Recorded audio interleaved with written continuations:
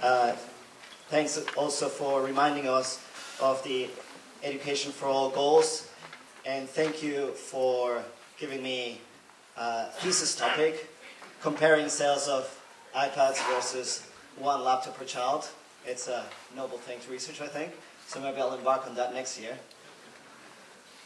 Now we are very honored to welcome Dr. Tang Qian, the Assistant Director General for Education at UNESCO.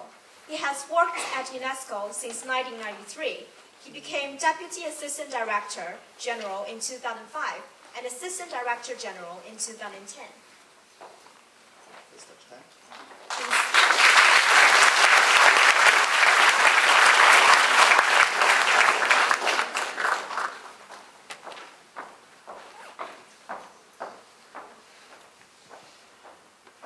You must be wondering how I took that route.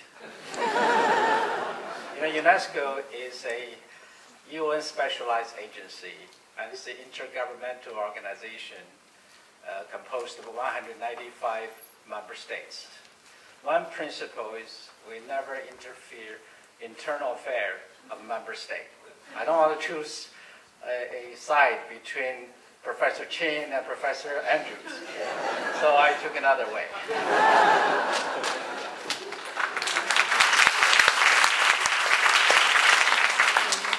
Professor Chin, Professor Andrews, Mark, distinguished guests, ladies and gentlemen.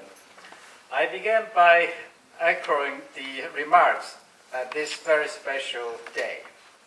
For me, as I shall explain, it's special for personal as well as for professional reasons.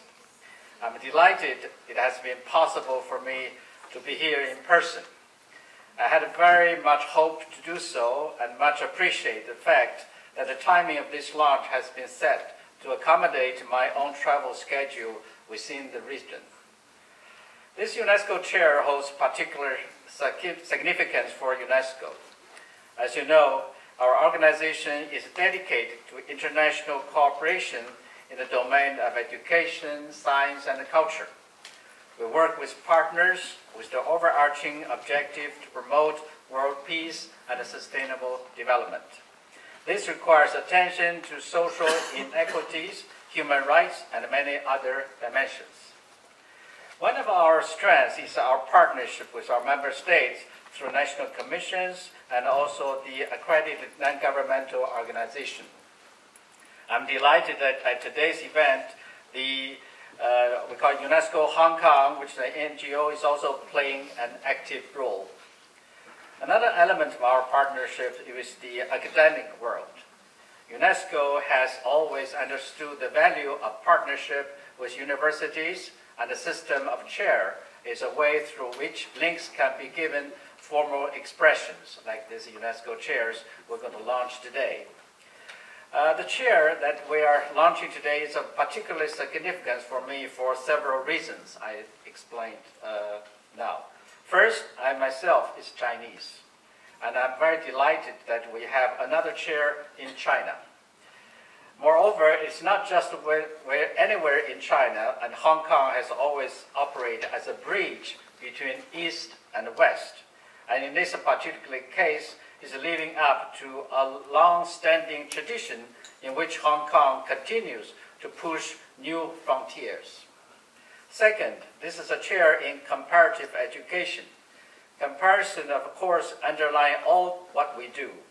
At UNESCO, our 195 member states give us a unique opportunity for meaningful comparative analysis.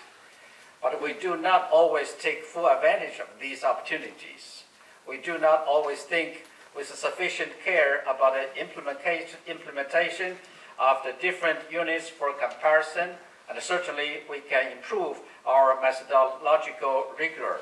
I know that this chair will help us to do so, and this is really something we're looking forward through this chair.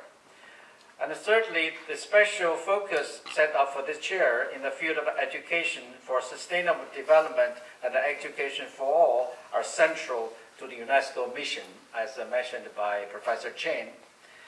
We are in the process of thinking through strategies for the coming years, and the work of this chair will help us in doing so. And the Decade for Education for Sustainable Development will conclude in 2014, but it's obvious that continuing efforts are needed beyond that date. And the chair can assist in identifying ways forward that involves partners at the local and the national levels, as well as internationally. It can bring UNESCO to the people, as well as bringing the people to UNESCO. Similarly, the EFA agenda set out in 2000 in Dakar, Senegal, has a target year of 2015. And this date will soon arrive, and we're now identifying ways to maintain the agenda, not only to accelerate achievement, but also more particularly to bridge remaining gaps. This requires attention to resources, the quality of education, monitoring, and many other dimensions. One element in proposal for the chair focus on the implication of the shadow education system of private supplementary tutoring, which is Mark's baby. And these elements require focused research and a careful consideration of a policy response.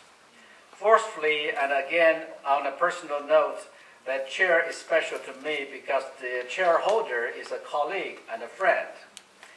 I trust that I'm not revealing some confidential information when I mention that I was a member of the interview panel in 2005 when Mark Ray was considered for this directorship of UNESCO's International Institute for Education Planning. And the IIEP is UNESCO's flag institute and recognized as a world-class institution. There were several hundreds of applications by that time, and Mark immediately caught our eyes when we reviewed all the documents. And he had the qualification or quality of a truly global background, knowledge of schools as a teacher, knowledge of ministries of education through project work for national and international organizations, administrative experience as a dean, and a remarkable list of cutting-edge publications on topics that were central to the mission of IIEP and to UNESCO as a whole.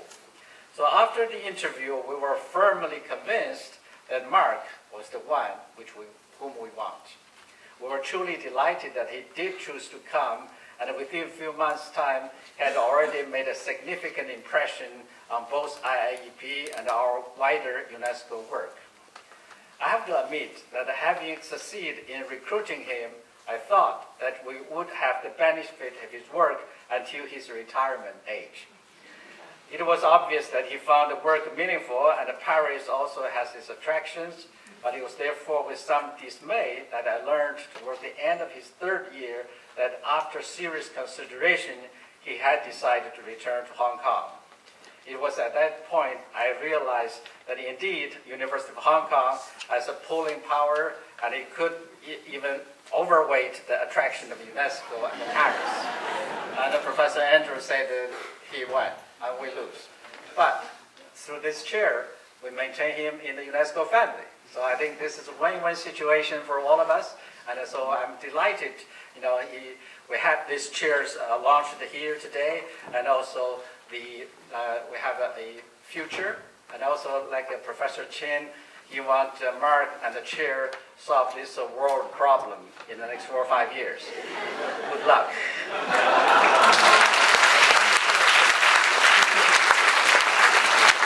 So, dear colleagues, I'm happy to also see some very young students here today. You are the future of this world. I'm happy you can see what UNESCO is doing, what UNESCO chair is doing, what we're doing for promoting education, through promoting education, how we promote the peace in this world and also sustainable future of the mankind. So I hope this ceremony can also give you a good impression about the noble cause which we all work together. So in closing, I again thank you sincerely for the invitation to me to this event. I'm greatly looking forward to further partnership with a wide range of actors through this UNESCO chairs. So I'm happy to be here in Hong Kong, and I'm delighted to be in this launching ceremony, and I sincerely hope, Mark, you and your colleagues in Hong Kong University will make some miracle in the years to come. Thank you so much.